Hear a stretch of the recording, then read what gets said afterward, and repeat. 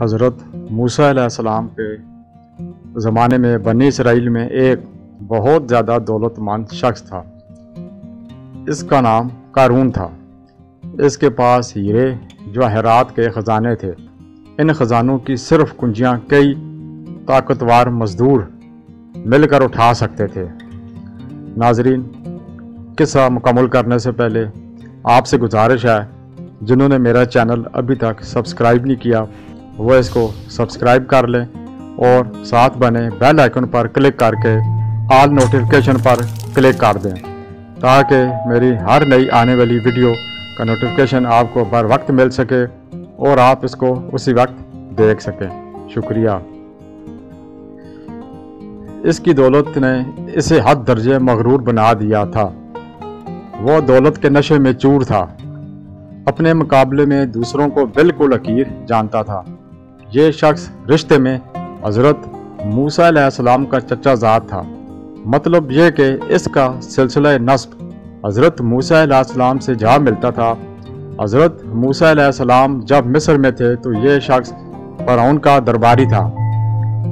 حضرت موسیٰ علیہ السلام نے ایک مرتبہ اسے نصیحت کی، اے قارون، اللہ تعالیٰ نے تجھے بے شمار دولت عطا کی ہے، عزت عطا فرمائی ہے۔ تجھے چاہیے کہ اس کا شکر ادا کرے، زکوٰۃ اور صدقات دے کر غریبوں کی مدد کرے۔ اللہ تعالیٰ کو بھول جانا، اس کے احکامات کی خلاف ورزی کرنا سرکشی ہے۔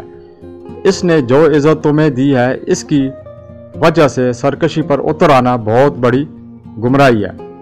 قارون کو حضرت موسیٰ علیہ السلام کی یہ نصیحت بہت ناگوار گزری۔ اس نے پرغرور انداز میں کہا، میری یہ دولت تیرے اللہ کی دی ہوئی نہیں ہے، یہ دولت تو میں نے اپنی عقل سے کمائی ہے۔ تیری نصیحت مان کر میں اپنی دولت برباد نہیں کر سکتا۔ حضرت موسیٰ علیہ السلام اسے برابر نصیحت کرتے رہے۔ قارون آپ کی نصیحتوں سے تنگ آ گیا۔ اس نے آپ کو اپنی شان و شوکت دکھانے کا ارادہ کر لیا۔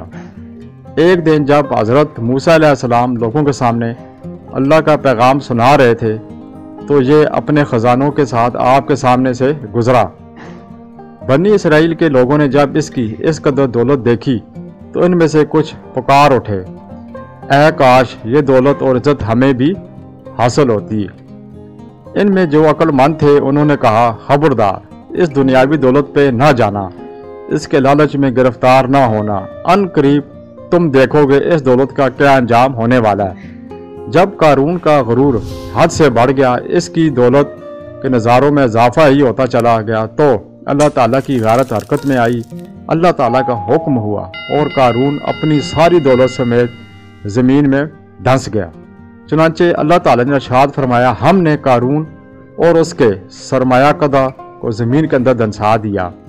یہ واقعہ قرآن مجید میں سورۃ القصص آیت نمبر 76 تا 83 میں بیان کیا گیا ہے۔